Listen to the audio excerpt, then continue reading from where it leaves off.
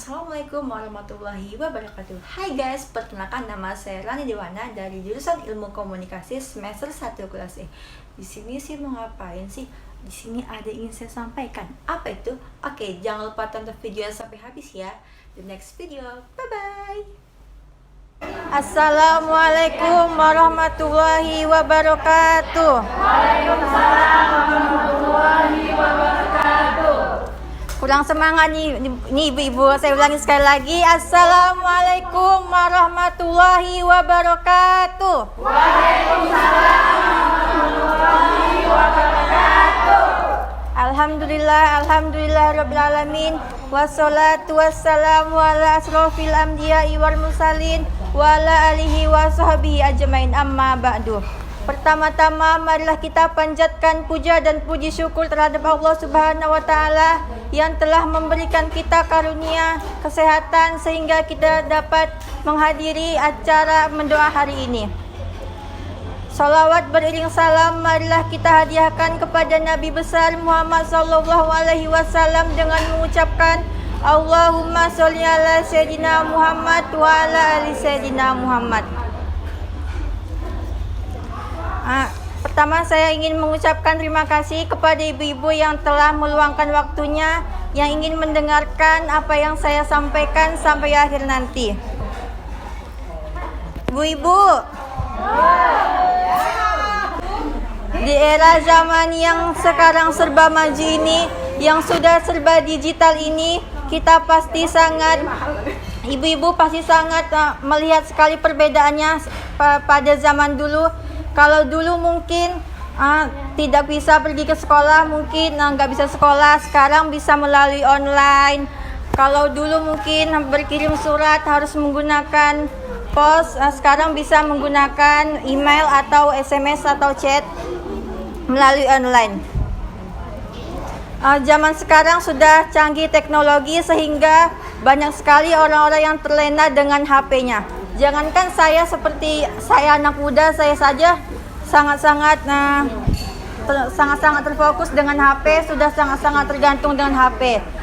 Tapi tidak hanya anak muda saja, tapi banyak juga orang tua yang masih yang terlena juga dengan HP-nya.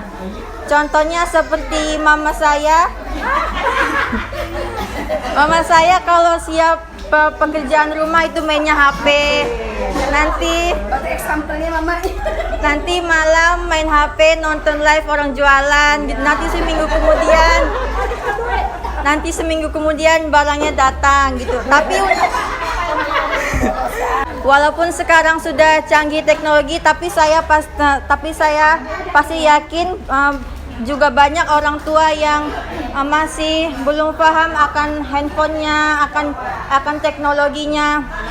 Pasti mereka tuh bertanya kepada anaknya yang lebih paham, yang sudah remaja, yang sudah paham handphonenya begitu. Tapi dengan begitu, ibu-ibu sebagai orang tua jangan sampai mau ditipuin oleh anaknya. Misalnya nanti anaknya minta uang 150.000 untuk beli kuota internet untuk belajar, padahal untuk chatan dengan temennya, chat-chat yang enggak penting. Tapi tenang ibu, enggak semua anak-anak kok seperti itu. Contohnya saya.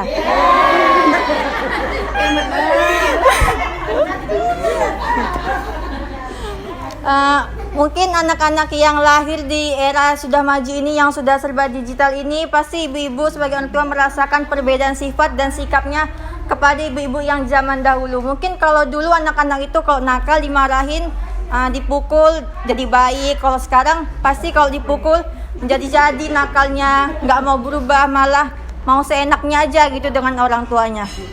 Menurut saya itu nggak salah, anaknya itu salah. Itu namanya perkembangan zaman, karena zaman sekarang dengan zaman dulu itu pasti berbeda. Cara didiknya juga pasti berbeda. Kalau zaman sekarang yang sudah maju ini mungkin cara didiknya membebaskan anak, membebaskan dalam artian apa yang dilakukan anak itu selagi positif, kita ibu-ibu sebagai orang tua selalu mendukung, selalu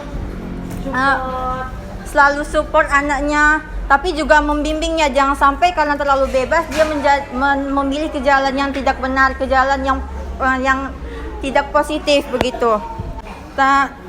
Banyak sekali orang tua yang selalu mengekang anaknya, tidak boleh melakukan ini, tidak boleh melakukan itu, padahal yang dilakukan anak-anaknya itu hal-hal yang positif.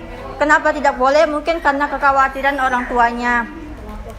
Saya mungkin paham bagaimana khawatirnya sebagai manusia, apalagi sebagai orang tua. Tapi jangan sampai karena kekhawatiran kita ibu-ibu sebagai orang tua itu sampai membuat anak itu tidak bisa berkembang, sampai membuat anak itu hanya terpatok pada hidupnya yang biasa-biasa aja begitu.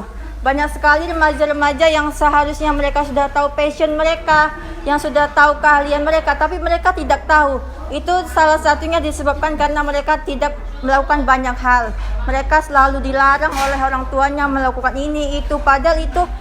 Padahal yang mereka lakukan satu hal atau satu kegiatan di hari ini bisa jadi menjadi bekal atau bisa jadi menjadi keahlian mereka di suatu saat nanti. Saya tahu semua keputusan orang tua itu pasti yang terbaik buat anaknya, tapi bukan berarti keputusan anak itu bukan yang terbaik juga. Misalnya orang tuanya ingin anaknya menjadi tentara, menjadi polisi, menjadi dokter dan sebagainya, tapi anaknya tidak mau. Tapi misalnya anaknya itu passionnya hanya di guru, di pebisnis atau mungkin di tempat lain. Tapi karena keterpaksaan orang tuanya itu, anaknya itu meninggalkan hal-hal yang dia senangi, sehingga dia mengikuti apa yang orang tuanya mau. Sehingga dia melaksanakannya dengan terpaksa, dia melaksanakannya dengan tidak happy, dan tidak sedikit pula anak-anak yang sampai membenci orang tuanya karena orang tuanya selalu memaksa dia ini itu, dan sedangkan apa yang dia mau itu tidak pernah diizinkan, tidak pernah dikabulin sama orang tuanya. Cara mencari passion atau keahlian itu salah satunya mencoba banyak hal, mencoba banyak kegiatan. Apa yang anak itu mau, selagi itu positif biarkan aja. Selagi itu mendukung dia atau bisa mencari keahlian dia di bidang itu biarkan aja. Karena ibu-ibu sebagai orang tua tidak akan tahu di bidang mana anak itu akan berhasil. Mungkin di salah satu bidang yang ibu-ibu larang.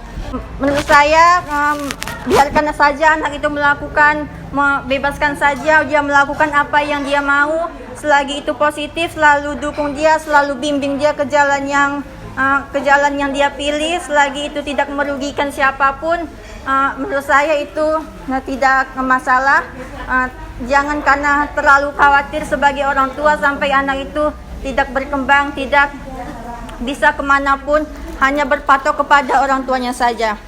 Mungkin sekian yang dapat saya sampaikan, dan yang terakhir saya ingin mengatakan walaupun kita tinggal di daerah pedesaan, tapi saya salut dengan ibu-ibu semua masih mengadakan wirid atau pengajian.